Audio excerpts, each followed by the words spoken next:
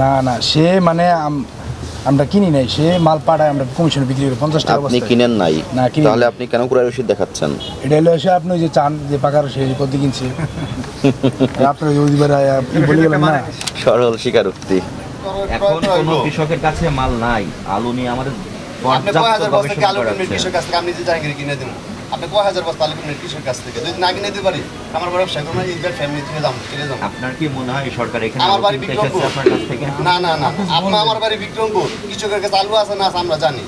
আপনি এখন এখানে বসে থেকে বললো তো এটা হতে পারে, যদি লতিফ সাহেব একটা এভিডেন্স দেখাতে পারে উনি কৃষকের কাছ থেকে আলু কিনেছেন, ওনার কাছে কোনো জরিমানা হবে না, মাফ করে দেবেন। কনফার্ম দেখান আপনি। তাইলে এখানে বসে আপনি রং দেন আপনার প্রতিনিধি। আপনি আগে লতিফের কাছ থেকে ডকুমেন্টস নিয়ে আসেন। এখন তো ওনার ফোন বন্ধ পাইতেছে, ফোনই বন্ধ হয়ে গেছে। ঠিক আছে? আমি তো আপনাকে চ্যালেঞ্জ করে দিলাম, এখন তো ফোনই বন্ধ হয়ে গেছে। যখন ব্যাপারীদের ক্রয় রসিদের উপরে আমরা কড়াকড়ি আরোপ করলাম, তখন আড়তদারের নামে রসিদ বানানো শুরু করে দিলেন। এটা আপনার ওই যে আপনার চান দেখা, মানে আপনার যখন যে আপনি যে ব্যাপারটি নিছেন, আমরা কি আপনাদেরকে বলি যে কোনো একটা লামসাম রসিদ তৈরি করে আমাদেরকে দেখাবেন? এটা তো বলেন না, এটা আপনার নাম সামনে না, সে আপনি যে কেন এই মিথ্যা রসিদটা বানালেন? এটা তো মিথ্যা রসিদ না, যাতে মালটা কিনছি সে বলছে আমরা আপনি কি কিনেছেন? কম না, এজেন্ট কমিশন এজেন্ট। তাহলে আপনি কেন কেনার কথা বলছেন? 63 থেকে সর্বোচ্চ 66 টাকা 60 পয়সা। জি। আপনি এবারে হিসাব করতে গেলে যে এবারে হিসাব দেওয়া গেলে যে এবারে সিটে খাতে টাকা, আপনি এবারে হিসাব করলে আপনি দেখা যায় 63 থেকে 80 পয়সা করতে বিক্রি করতেছে। এই যে মূল্যটাই আপনি বিক্রি করলেন, এই মূল্যটা কি আপনি নির্ধারণ করেছেন? এটা 63 টাকা হ্যাঁ বাজার আপনি নির্ধারণ করে। করেছেন। যে আলুগুলো এই মূল্যে বিক্রি করেছেন, এই আলুগুলোর পুরো রসিদ দেখাবেন। এই বাজারে এর আগে বেশ একটা নির্দেশনা দিয়ে গেছিলাম, কোনো অগ্রগতি নাই কেন? এই ট্রাক চালানো আছে, ট্রাক চালানো খুঁজে রাখছি। ইমুতে ট্রেড লাইসেন্সটা পাঠান তো, ইমুতে ট্রেড লাইসেন্স ছবিটা পাঠান। তাহলে ওনাকে আসতে কম হ্যাঁ আইসে আইসে আসতে তো সময় আপনি আইতে দেন, আপনি ট্রেড লাইসেন্সটা পাঠান একটু ইমুতে, আপনি আইতে দেন টাইম। না না, সে মানে আমরা কিনি নাই, সে মাল পাঠায়, আমরা কমিশনে বিক্রি করি 50 টাকা। আপনি কিনেন নাই? না কিনি। তাহলে আপনি কেন ক্রয় রসিদ দেখাচ্ছেন? এটা হলো এসে আপনি যে চান যে পাকা রসিদ কত কিনছে আপনার বলে গেলেন না। সরল স্বীকারোক্তি। অভিযান টিম এসে ক্রয় রসিদ চাই দেখে আপনার একটা রসিদ বানানো শুরু করে দিলেন। না রসিদ বানানো না, এটা আপনার যদি সমস্যা হয় বা কোনো যদি আপনার ইয়ে হয় হেরে ধরতে পারবেন, সমস্যা নেই, বুঝলেন নাই। আপনি তো ক্রয় করছেন না, তাহলে আপনার নামে কেন ক্রয় রসিদ হবে? আমি যদি আপনার কাছ থেকে আলু না কিনি, আমার নামে ক্রয় রসিদ হবে না? এটা আপনারা এই যে মালটা আয় না, আপনার তো চালান চান, তো মালটা আমি কিনি নাই, তো মালটা তাহলে চালান আপনি মিথ্যা রসিদ কেন বানালেন? মিথ্যা রসিদ না তো। এটা কি কিভাবে সত্য রসিদ? এটা আপনি যা আছে হে ওই উপস্থিত টাকা, যে যার মাল হে টাকা উপস্থিত আছে। আমার কথাটাকে বোঝেন, বলেন ঠান্ডা মাথায় বোঝেন। কোন নাম জাহাঙ্গীর আলম, ঠিকানা কামারপাড়া। জি। ইনি কি আলু কিনেছেন? না না, না। আমি আপনাকে কি বলেছি, ক্রয় রসিদ দেখাবেন। যদি ক্রয় সংগঠিত হয় সেক্ষেত্রে ক্রয় রসিদ হয়। জি উনি তো কমিশন এজেন্ট, জি ওনার নামে কেন ক্রয় রসিদ হলো? হ্যাঁ আপনারা তো আবার নতুন পদ্ধতি আবিষ্কার করে ফেললেন। যখন ব্যাপারীদের ক্রয় রসিদের উপরে আমরা কড়াকড়ি আরোপ করলাম, তখন আড়তদারের নামে রসিদ বানানো শুরু করে দিলেন। এটা আপনার ওই যে আপনার চান দেখা, মানে আপনার যখন যে আপনি যে ব্যাপারটি নিছেন, আমরা কি আপনাদেরকে বলি যে কোনো একটা লামসাম রসিদ তৈরি করে আমাদেরকে দেখাবেন? এটা তো বলেন না, এটা আপনার নাম সামনে না, সে আপনি যে কেন এই মিথ্যা রসিদটা বানালেন? এটা তো মিথ্যা রসিদ না, যাতে মালটা কিনছি সে বলছে আমরা আপনি কি কিনেছেন? কম না, এজেন্ট কমিশন এজেন্ট। তাহলে আপনি কেন কেনার কথা বলছেন? যে যাতে কিনছে, বুঝছেন, আপনার যে মালটা যে আপনার যে লতিফ ভাই যে কিনছে, সে বলছে এত করে আমার এত পড়তা উঠছে, কথা বুঝছেন, মানে এত আপনার এই ভিত্তিতে বিক্রি করবেন। সে আপনার রেটটা এই দিয়ে আড়তে মাল পাঠিয়েছে, এটা প্রাপ্তি স্থান ঠিকানা, জি গন্তব্য আলুর গন্তব্য স্থান জাহাঙ্গীর আলম। জি জাহাঙ্গীর আলম ক্রেতা না, ক্রেতা না, সে কমিশন। যিনি ক্রেতা, যার আলু আপনি বিক্রি করে দিচ্ছেন, তার ক্রয় রসিদটি কোথায়? সে বলছে এত করে কিনা, না হাতে আমি ফোন দিয়ে নিয়েছি, লতিফের খবর দেন। লতিফের ফোন দিয়ে বুঝেছি। তো কি শুন দাও। আপনাদেরকে সব সময় আমরা একটা জিনিস বোঝানোর চেষ্টা করছি, প্রতিনিয়ত এসে বলছি, আপনারা তো মানে কি বলবো আর কি, বাইপাস লাইন বের করাই ওস্তাদ হয়ে গেছেন। আপনার তো এখানে এই ক্রয় বিক্রয়ের সঙ্গে কোনো সম্পর্ক নাই। না করি এই লতিফ যেখান থেকে আলু এনেছে, লতিফের নামে ক্রয় রসিদ হবে। আপনি একটা রসিদ বানিয়েছেন, প্রতারণা করে একটা রসিদ বানিয়েছেন কারচুপি করে, জাহাঙ্গীর আলম কামারপাড়া। আপনার এখানে দুইটা অপরাধ পাওয়া গেল। প্রথমত আপনি মূল্য তালিকা হালনাগাদ করেন নাই, এটা 1 বছরের জেল আছে, জরিমানা আছে 50 টাকা। দ্বিতীয়ত আপনারা যে পাকা রসিদ সংরক্ষণ করার কথা সেগুলো করছেন না, সেগুলো না করেতে আপনি আবার নতুন করে একটা প্রতারণার আশ্রয় নিয়ে একটা মিথ্যা ডকুমেন্টস বানিয়ে রাখছেন। ক্রয়ের রসিদ না থাকলে আলু 10 টাকা করে কমাই দিতে হবে মূল্য। এখন 10 টাকা করে মূল্য কমিয়ে সেই মূল্যে বিক্রয় করতে হবে, সেটা যৌক্তিক হবে। আপনারা তো এখন অযৌক্তিক, অযাচিত এবং কাল্পনিক মূল্য নির্ধারণ করে রেখেছেন। বিক্রয় মূল্য নির্ধারণের কিছু ইকোনমিক্সের প্রক্রিয়া আছে। ক্রয় মূল্য, পরিবহন খরচ, সমস্ত তথ্য অ্যানালাইসিস করে বিক্রয় মূল্য নির্ধারণ করতে হয়। আপনাদের ক্রয় মূল্য নাই কোনো। আপনারা কোথা থেকে কীভাবে কিনে নিয়ে আসছে সে তথ্য দেখাতে পারছেন না। এখানে যে অপরাধগুলো সংগঠিত হয়েছে আপনি এগুলো স্বীকার করেন? না, আগে বাইরের থেকে কথা বলেন নাই, হ্যাঁ তার তো থাকতে পারছেন না, বুঝলেন নাই। আপনার এখানে মূল্য তালিকা হালনাগাদ করা নাই, 14 তারিখ দেওয়া আছে, আপনি কি অপরাধ স্বীকার করেন? এটা শিখেন, এটা আপনার ইয়া আছে মূল্য তালিকা, এটা শিখেন। তবে আপনার এই অপরাধে আপনাকে 40,000 টাকা জরিমানা করা হলো। 38 ধারা দাও। আমার কাছে একটা কোন স্যার বাইরে নিয়ে গেছে, তাদের বলছি আলু নেওয়া বন্ধ করে দেন তাদের কাছ থেকে। হ্যাঁ ঠিক আছে, আলু বন্ধ করে দিলাম, বন্ধ করে দেন। আপনারা যদি ইয়া ওখানে চাপ দেন, প্রেশারটা দেন, আপনার এখানে চাপ দিলাম, আপনি আলু নেওয়া বন্ধ করে দেন। 1 সপ্তাহ আলু নেওয়া বন্ধ করে দেন, আলুর দাম এমনি কমে যাবে। আপনি কেন তাকে হেল্প করেন, সহযোগিতা করেন? তার সাথে আপনার কিসের সম্পর্ক? স্বার্থের সম্পর্ক, মুনাফার সম্পর্ক। মুনাফা। এরপর থেকে সমস্ত ডকুমেন্টস রাখবেন। আপনি যে কমিশন নিচ্ছেন, আপনার কমিশন এজেন্টের লাইসেন্স নাই, আপনি কীভাবে কমিশন নেন?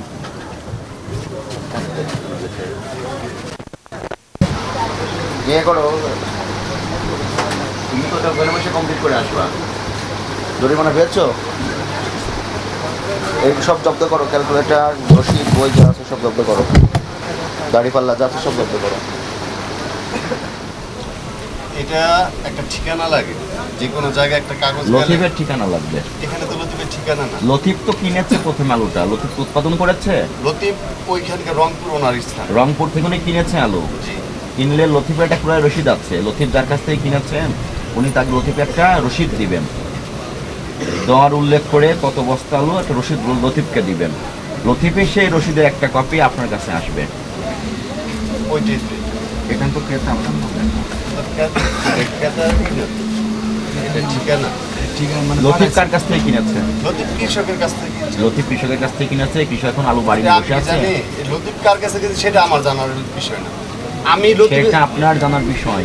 সেটা- আপনি সে দায়িত্ব তো আমাদের। আপনি কমিশন নেন কত পার্সেন্ট নেন? পার্সোনাল কিভাবে নেন? 50 টাকা। বস্তায় 50 টাকা নেন। কমিশন এজেন্টের লাইসেন্স করা আছে আপনার? লাইসেন্সটা দেখান। যদি অপরাধ হয়ে থাকে দেখেন হাইটা, যদি আমার যদি একা অপরাধ হয়ে থাকে তাহলে তো কোনো সমস্যা নেই। এখন সার্ভিস আপনার যে অপরাধটা হয়েছে আপনি কি এই অপরাধটা স্বীকার করেছেন? এটা চেঞ্জ করার দায়িত্ব হচ্ছে আমার ম্যানেজারের, ঠিক আছে? যেহেতু করেন এটা ভুল করছে, ঠিক আছে? এটা ভুল হয়েছে, তারিখটা চেঞ্জ করুন। আপনার কাছে এটা ভুল মনে হতে পারে, কিন্তু আইনের কাছে এটা অপরাধ। আইনে বলা আছে মূল্য তালিকা প্রদর্শন না করলে এটা অপরাধ হিসেবে গণ্য হবে। এখানে বলা নাই যে ভুল হিসেবে গণ্য হবে।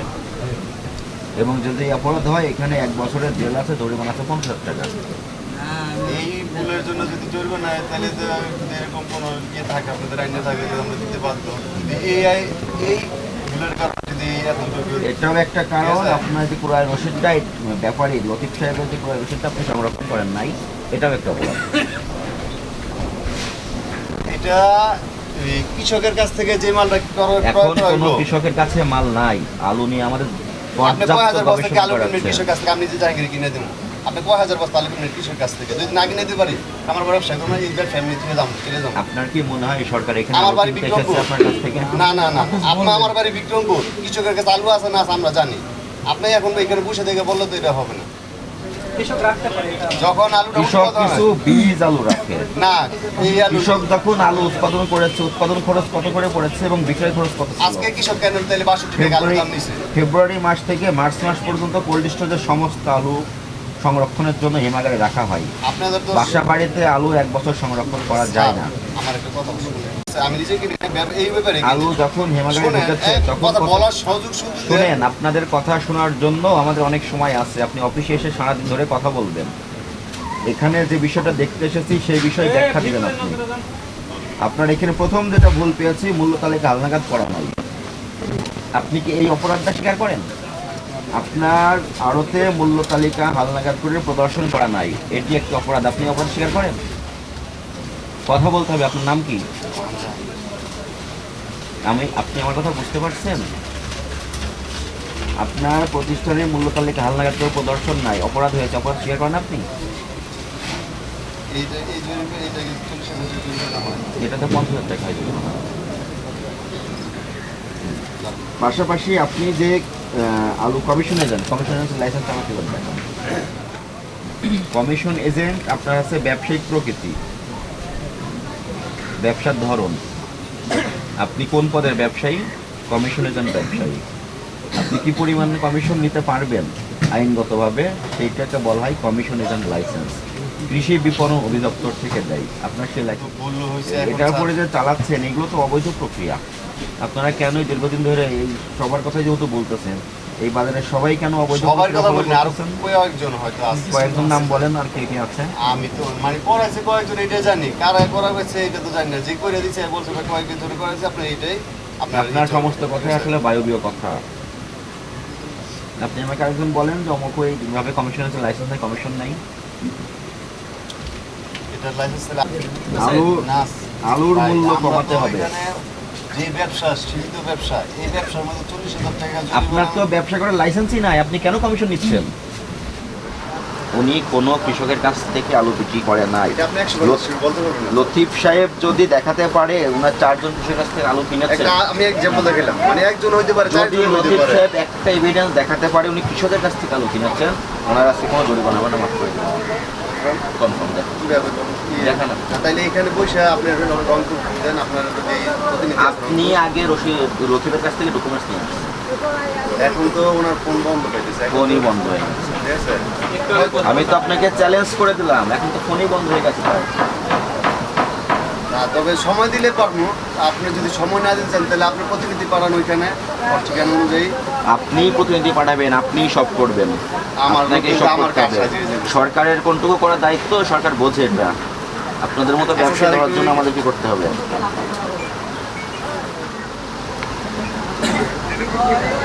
কোল্ড স্টোরেজ থেকে কিনেছেন, আপনি যার কাছ থেকে কিনেছেন ওই ব্যাপারীর নাম কি?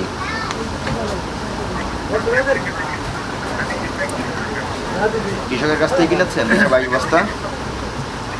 কৃষকের নাম কি? কৃষকের নাম কি? হ্যাঁ, কেন কৃষকের কাছ থেকে যদি আপনি আলু কিনে থাকেন, কৃষকের নাম তো এন্ট্রি থাকবে কোল্ড স্টোরেজে। কোল্ড স্টোরেজে হিমাগারে আলু সংরক্ষণে যে রেজিস্টার খাতা আছে সেখানে তো কৃষকের নাম এন্ট্রি আছে যে ওনার আন্ডারে কত বস্তা আলু আছে।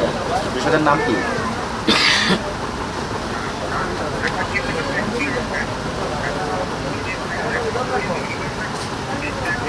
আমি বীজের দিকে এখন ঢুকতে যাচ্ছি না। আপনি যে 222 বস্তা আলু পাঠিয়েছেন, আপনি বললেন কৃষকের কাছ থেকে কিনেছেন, কৃষকের নামটা আমি জানতে চাচ্ছি। খাতা দেখবেন। কৃষকের সঙ্গে আপনার পরিচয় কিভাবে? ফোনে ফোনে পরিচয়?